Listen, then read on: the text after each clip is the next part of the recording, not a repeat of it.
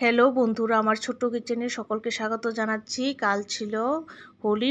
হোলি উপলক্ষে যা যা রান্না করলাম তাই আপনাদের সাথে শেয়ার করব। তো প্রথম থেকে শুরু করছি। ব্রেকফাস্টে আমি ভেজ চাউমিন বানিয়ে নিয়েছি। ঘরে যা যা অ্যাভেলেবেল সবজি ছিল, তারপর বানিয়ে নিলাম ভেজ ডাল। এরপর বানালাম চিকেন কষা। তো চিকেন কষা এখানে হয়ে গেছে।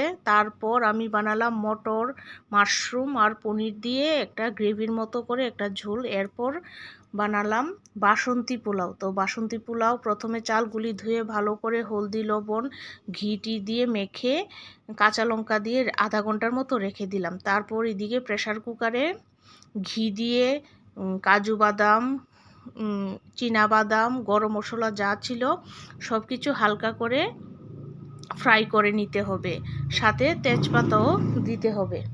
তো এইদিকে ফ্রাই হয়ে গেছে। তারপর মাখানো যে চালগুলি এটার সাথে অ্যাড করে দিতে হবে। তো এটা ভালোভাবে ভাজা ভাজা হয়ে গেলে চালটা, তারপর যত কাপ আমি চাল দিয়েছি এর ডাবল জল দিতে হবে। বেশি দিলে তো পোলাওটা ভালোভাবে হবে না। তো দুটা সিটি দিলেই যথেষ্ট। তারপর স্যালাড এইটুকুই